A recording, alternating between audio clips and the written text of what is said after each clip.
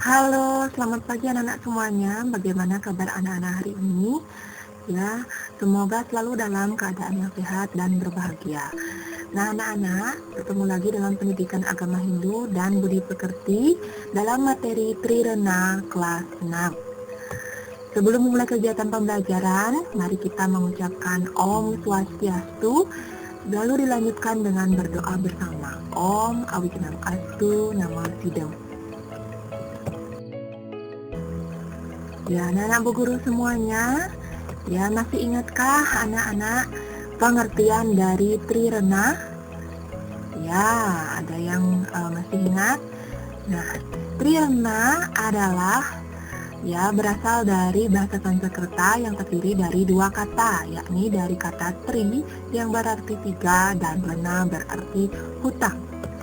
Nah, trirena ialah tiga hutang atau kewajiban yang dimiliki oleh manusia yang dibawa sejak lahir. Masih ingatkah anak-anak apa saja bagian-bagiannya? Ya, bagian-bagian trirena adalah dewarena, pitrarena, dan resirena. Nah, anak-anak semuanya, untuk pembelajaran kita hari ini, adapun tujuan pembelajaran kita yaitu anak-anak mampu menyebutkan contoh-contoh penerapan trirena melalui cerita dalam kehidupan sehari-hari. Kemudian anak-anak mampu menceritakan contoh-contoh penerapan trirena melalui cerita dalam kehidupan sehari-hari.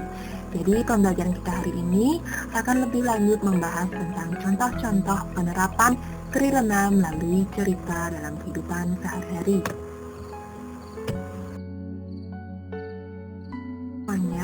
Bu Guru sekarang akan bahas contoh-contoh penerapan trirena melalui cerita. Nah, anak-anak dapat literasi terkait tentang dewarena ya. Dewarena sudah anak-anak pelajari. Ya, dewarena adalah hutang atau kewajiban yang harus dibayar kepada Sang Yang Widi sebab beliau yang memberikan kehidupan atau jiwa kepada seluruh makhluk hidup termasuk manusia. Nah, anak-anak, jadi dewarena itu hutang kita atau kewajiban kita kepada Sang Pencipta atau Ida Sang Yang Widiwasa. Kenapa kita memiliki utang, anak-anak? Ya, karena ya manusia telah diberikan percikan Atman oleh Sang Pencipta. Selain itu, Sang Pencipta juga telah menciptakan alam semesta sebagai wadah manusia untuk melangsungkan kehidupan dalam upaya menemukan kebahagiaan dan kedamaian.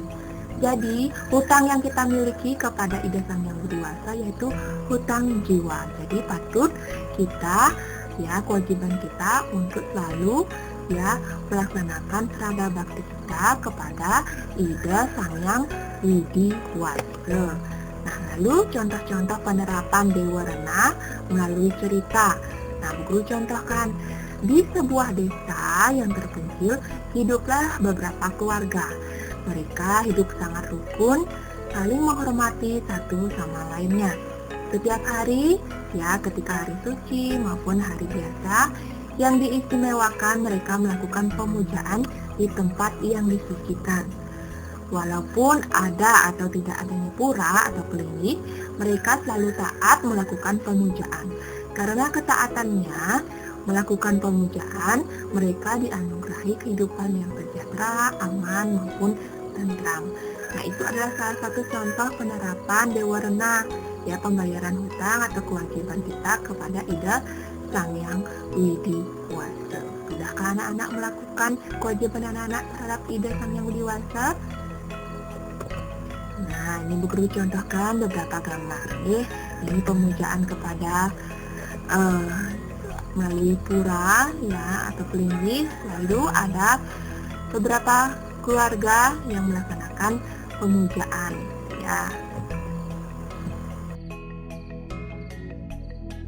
Nah, lalu Bu Guru akan bahas terkait contoh penerapan trirena melalui cerita, yaitu pada bagian pitrarena. Pitrarena ialah hutang atau kewajiban yang dimiliki oleh manusia kepada pit, yang berarti ayah dan ibu, atau dalam bentuk jamaknya pitara, yang berarti nenek moyang atau leluhur. Nah, hutang ini terjadi karena manusia dimulai dari dalam kandungan dalam bentuk janin ya yang dikandung oleh sang ibu, selanjutnya dipelihara, dididik dan dibesarkan sampai dewasa sebagai anak yang seputra yang telah memberikan kasih sayangnya dalam setiap denyut kehidupan.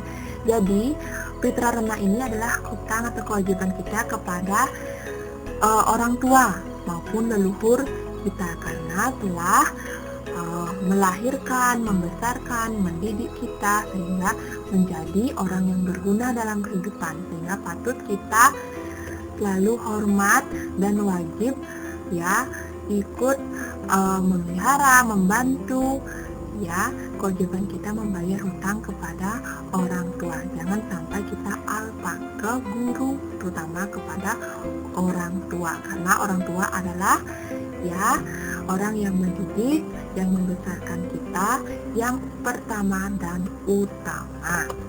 Nah anak-anak, ya bagaimana contoh penerapan Fitra Rena dalam cerita?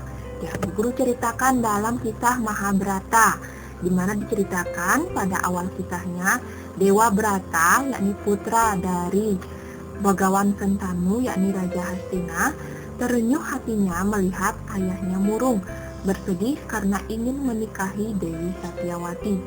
Dia tidak dapat menikahi Dewi Satyawati karena syarat yang diajukan yaitu terlalu sulit untuk dipenuhi, di mana ia ingin putranya nanti yang akan menggantikan ayahnya menjadi raja di Hastinapura. Sebagai bentuk baktinya kepada ayahnya, Dewa Brata pun pamit dan menjemput Dewi Satyawati. Sesampainya di tempat Dewi Satyawati, Dewa Brata mengungkapkan maksud kedatangannya untuk menjemput Dewi Satyawati lalu dinikahkan dengan ayahnya sang Raja Santanu. Dia rela melepas haknya sebagai putra mahkota demi kebahagiaan ayahnya. Di sanalah Dewa Brata bersumpah bahwa dia akan melepas haknya sebagai putra dan tidak akan kawin seumur hidup. Nah, dan menggantikan namanya sebagai Bisma. Ya, akhirnya Dewi Satyawati pun datang ke Hastinapura lalu dinikahkan dengan ayahnya. Nah, itu cerita ya awal kisah Mahabharata. Nah, mungkin anak-anak pernah menonton di televisi. Nih. Baiklah anak-anak, Bu Guru akan lanjut ke contoh penerapan Tri Rena melalui cerita pada bagian Resi Rena. Nah, Resi Rena ialah hutang atau kewajiban yang dimiliki oleh manusia kepada seseorang yang telah memberikan ilmu pengetahuan dalam hidupnya. Siapakah itu? Yakni para guru, resi, pendeta, sulinggih maupun pemangku. Yaitu ya akibat pengetahuan yang telah diberikan kepada kita bisa memperoleh tuntunan jalan dharma menuju kebahagiaan. Nah, itu adalah ya kewajiban kita kepada resi, yakni kepada guru yang telah memberikan pengetahuan kepada kita ya. Nah, lalu bagaimana contohnya melalui cerita? Ya, di dalam cerita Mahabharata juga dikisahkan ketika Guru besar Drona menyuruh Bima pergi mencari Tirta Prawidi yang ada di dalam goa di kaki gunung Chandramuka. Nah, ini adalah untuk menguji keberanian dan kesetiaan Bima kepada Guru Drona. Karena baktinya kepada guru, ya tanpa curiga Bima berangkat ke gunung Chandramuka. Sesampainya di sana, ia dihadang oleh dua raksasa yang bernama Rukmuka dan Rukmakala. Nah, terjadilah pertempuran hebat antara Bima dengan kedua raksasa tersebut.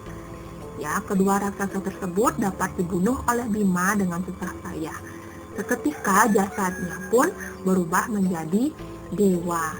Nah, lalu Bima melaporkannya kepada Guru Drona bahwa di sana tidak ada Tirta Prawidi yang dimaksud, tapi hanya ada dua raksasa. Nah, Bima tidak melaporkan hadiah yang didapat dari dewa tersebut. Nah, dalam hatinya Guru Drona memuji bakti dan keberanian dari dewa dari Bima tersebut. Nah, lalu Kelanjutan ceritanya, Guru Drona mengatakan bahwa Tirta Prawidi itu sudah pindah, yakni ke hutan Gumiling. Dan untuk kedua kalinya Bima diuji. Drona menyuruh Bima pergi ke hutan Gumiling untuk mencari Tirta Prawidi tersebut. Bima berjalan pergi dan di sanalah ia dihadang oleh naga raksasa, namun berhasil ditaklukkannya. Sesaat kemudian bangkai naga tersebut tiba-tiba berubah menjadi seorang dewi bernama Dewi Maheswari.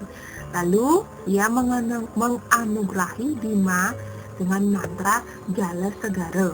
Ya, dengan mantra tersebut Bima bisa mengarungi samudra seberapa besar pun ombaknya. Kemudian Bima kembali kepada gurunya dan menyatakan Tirta Prawidi tidak ada di hutan Gumiling. Karena keberhasilan Bima melaksanakan tugas gurunya itu, Guru Drona mengujinya lagi dengan ujian berat. Guru Drona menyuruh Bima mencari Tirta Prawidi itu di tengah samudra. Walaupun Bima sesungguhnya tidak bisa berenang, tetapi karena baktinya kepada guru, ia langsung berangkat. Kemudian ia bertemu dengan Dewa Ruci, yakni manusia yang kecil, yang lalu memberikan pengetahuan pada Bima. Wahai Bima, ya, terkait hakikat alam semesta dan manusia, ya, ia menemukan Tirta Prawidi yang dimaksud.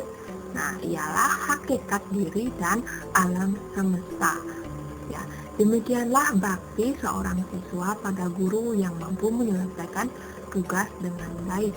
Jadi, Tirta Prawidi yang dimaksud Guru Drona itu adalah kesetiaan, hakikat diri maupun alam semesta, ya, serta keberanian diri dan keteguhan diri dalam melaksanakan tugas. Itulah yang dimaksud dengan Tirta Prawidi.